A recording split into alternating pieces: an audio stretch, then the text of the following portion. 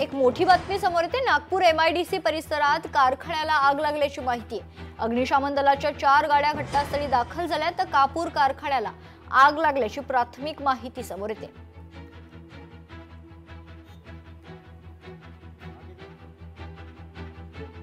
MIDC वाडी हिंगणा रोडवर BYDचं showroom आहे। त्याच्या बॅक साइडला कपूर कंपनी आहे। त्यामध्ये कापूर बनवला जातो। मयूर कंपनी त्यामध्ये कापूर बनवला जातो आणि त्यामध्ये आग लागलेली आहे।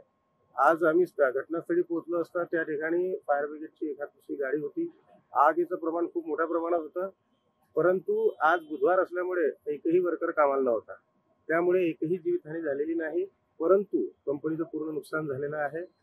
त्या समोरचा शोरूम BYDचं शोरूम असल्यामुळे आपण त्यातल्या तात्काळ त्यांच्या गाड्याही बाहेर काढलेल्या आहे आणि सध्या फायर ब्रिगेडच्या सर्व गाड्या आल्या असून पोलीस बंदोबस्त लावलेला आहे। नागपूरच्या हिंगणा MIDC परिसरातील एका कपूर बनवण्याच्या कंपनीला जे आहे ते भीषण आग लागलेली आहे आणि दृश्यांमध्ये जर पाहाल तर या पद्धतीने जे आहे ते संपूर्ण आगीवर आता नियंत्रण मिळवण्याचा प्रयत्न जे आहे ते अग्निशमन दलाच्या वतीने केला जात आहे। थोड्या वेळापूर्वी जर पाहिलं तर या ठिकाणी मोठे आगीचे धूर जे आहे ते या ठिकाणी पसरत होते आणि अगदी या कंपनीच्या अगदी समोरच एक कारचं शोरूम आहे। त्यामुळे या आगीचा फटका या कारच्या शोरूमला देखील मोठ्या प्रमाणात बसण्याची शक्यता येते एकूणच वर्तवली जात आहे। या ठिकाणी जवळपास 5 ते 6 अग्निशमन दलाच्या गाड्या ज्या आहेत ते घटनास्थळी पोहोचलेल्या आहे आणि आगीला एकूणच विझवण्याचा या ठिकाणी जे आहे ते प्रयत्न केला जातोय। नेमका हे घटनाक्रम कधी घडले या संदर्भात माहिती देण्यासाठी आपल्यासोबत काही स्थानिक आहेत। सर, मला सांगा कधी आग लागली आणि आग लागल्यानंतर काय तुमची पहिली? आग जवळपास 1 तासा पहिले लागली। आम्ही प्रोव्हिन्शियल ऑटोमोबाईल महिंद्रा कंपनीमध्ये काम करतो। आम्हाला जोरात आवाज आले तर आम्ही सगळे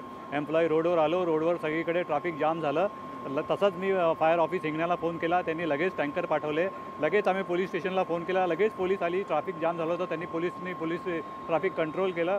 टँकर आतमध्ये पहिला टँकर आतमध्ये जायला बरीच अडचण होत होती, तरी पण त्यानंतर काही प्रयत्न करून टँकर आतमध्ये गेला आणि त्याच्यानंतर लगेच 7, 8, 9 टँकर आले, मोठे पोलीस ऑफिसर्स आले, सगळे काम चालू आहे। अगदीच आपण पाहू शकतो की आता आग विझवण्याचा प्रयत्न जे आहे ते अग्निशमन दलाच्या वतीने या ठिकाणी एकूणच केला जातोय। ज्या कारखान्याला या ठिकाणी आग लागली तो कापूर बनवण्याचा कारखाना होता अशी जी आहे ती प्राथमिक माहिती सध्याला मिळते। एकूणच समोरच असलेल्या कारच्या शोरूमला देखील याचा फटका जे आहे ते बसण्याची शक्यता आहे। मात्र नेमकी आग कशामुळे लागली आणि यामध्ये किती नुकसान झालं हे आता एकूणच तपासानंतर जे आहे ते निष्पन्न होणार आहे।